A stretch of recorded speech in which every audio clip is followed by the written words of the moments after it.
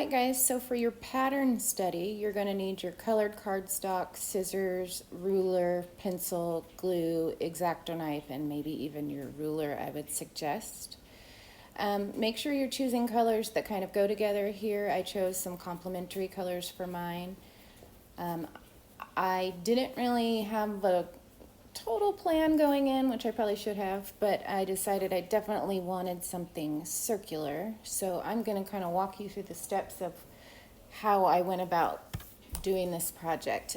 Just remember that the focus is on pattern and repetition. So that can be the repetition of color and pattern of color, line, shape, etc.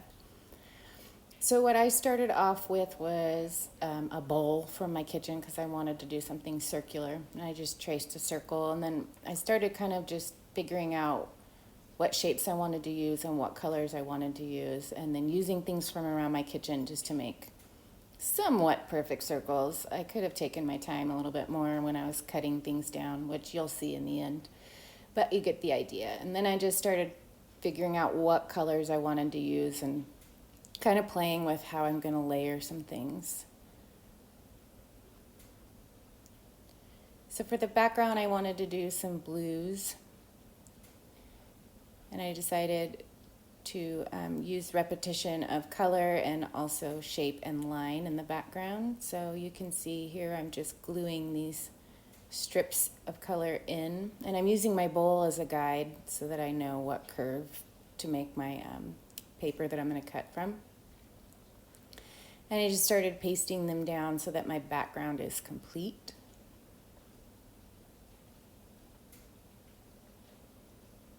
Again, take your time when you're cutting so that your edges are clean. Mine aren't that clean, regrettably.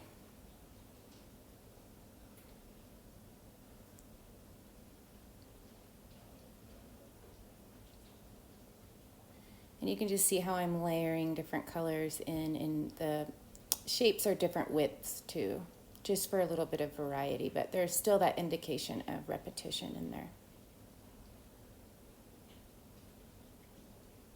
And obviously I'm doing this in my visual journal.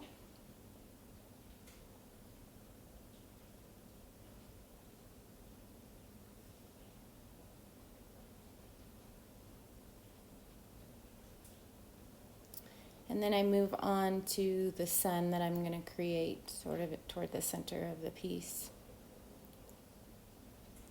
And again, I'm just trying to repeat some colors and find a pattern, which is the different shapes that I've got. And also you'll find the repetition and pattern in the circular forms that I'm using.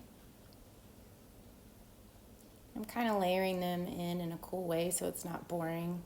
Adding some angles in there so that it's not exactly mimicking the background. So you do want to think about composition as you're doing this. I'm going to put a mountain at the bottom.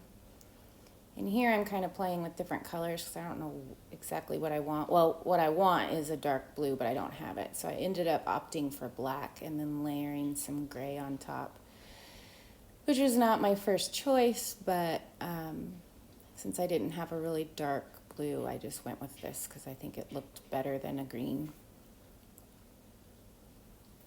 And just layering now these fragmented shapes in there. So you can actually see that there's some texture going on too in this project.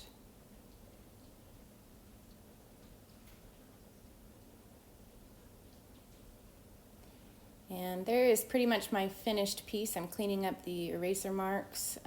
You can see around the edges it's not super clean. I might go back in with my X-Acto knife and clean it up a bit, and I might even do like a black border just to make it feel balanced. But that's it. It's just a study. It's not a huge project, but it should still be creative and clean and cool to look at. Have fun, guys.